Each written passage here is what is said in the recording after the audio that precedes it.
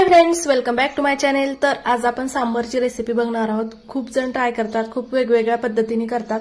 तर मी कशी करते ते तुम्हाला आज सांगणार आहे। मी डाळ घेतलेली आहे, तुरीची, मुगाची आणि मसूरची डाळ, आणि त्याच्यामध्ये शेवग्याची शेंग सुद्धा शिजायला घातलेली आहे। तर हे सगळं शिजवून घेतलंय। मी कांदा घेतलाय, टोमॅटो घेतले, कढीपत्ता घेतलाय, कोथिंबीर घेतली, छानपैकी हे सगळं मस्त बारीक चिरून घेतलेलं आहे। तर आज आपण तेल गरम करत ठेवणार आहोत, त्याच्यामध्ये जिरी मोहरी टाकणार आहोत, आणि जो आपण उभा कट करून कांदा घेतलेला होता तो ह्याच्यामध्ये तेलामध्ये टाकणार आहोत आणि छानपैकी परतून घेणार आहोत। तर कुणाला कांदा उभा आवडतो, कुणाला बारीक आवडतो, तर मी उभा चिरून घेतलेला आहे कांदा। तर कांदा पण छान परतलेला आहे। तर त्याच्यामध्ये आपण थोडीशी कढीपत्ता टाकणार आहोत आणि परत जे आपण टोमॅटो कट करून घेतलं होतं ते पण टाकणार आहोत, आणि हे पण छानपैकी मऊ असं शिजवून घेणार आहोत किंवा परतून घेणार आहोत।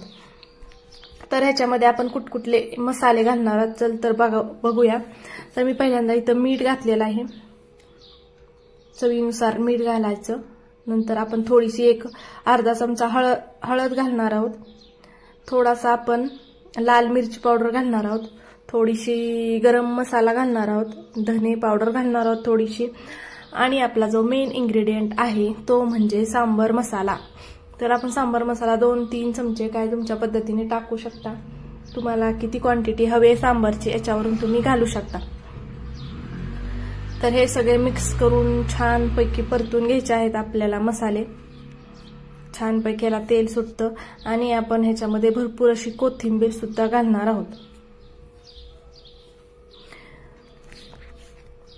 तर कोथिंबीर घातली, छानपैकी याला पण मिक्स करून घ्यायचं, आणि आपण जे डाळ वगैरे शिजवून घेतली होती त्याला छानपैकी असं पळीनं थोडंसं हलवून घ्यायचं, म्हणजे डाळ थोडीशी मऊ होते, सगळा एकजीव होतो त्या डाळीच्या शिजलेला। तर आपण ते सगळं ह्या फोडणीमध्ये ओतणार आहोत डाळ, आणि तुम्ही तुमच्या क्वांटिटीनुसार सांबर ऍडजस्ट करू शकता थोड्यात त्यात पाणी टाकून। मला ह्या पातेल्यामध्ये सांबर बसलेलं नाही, त्यामुळे मी कुकरमध्ये ट्रान्सफर केलेलं आहे।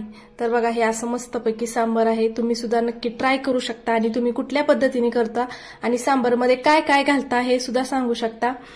आणि मी अशा पद्धतीने सांबर करते, माझ्याकडे काही जास्त उपलब्ध नव्हतं, त्यामुळे आहे त्याच्यामध्ये मी सांबर तयार केलेलं होतं, आणि इडली सोबत हे खूप छान लागतं। तुम्ही सुद्धा नक्की ट्राय करा, आणि मी केलेलं सांबर कसं आहे ते पण सांगा, आणि चॅनेलला सबस्क्राईब करा।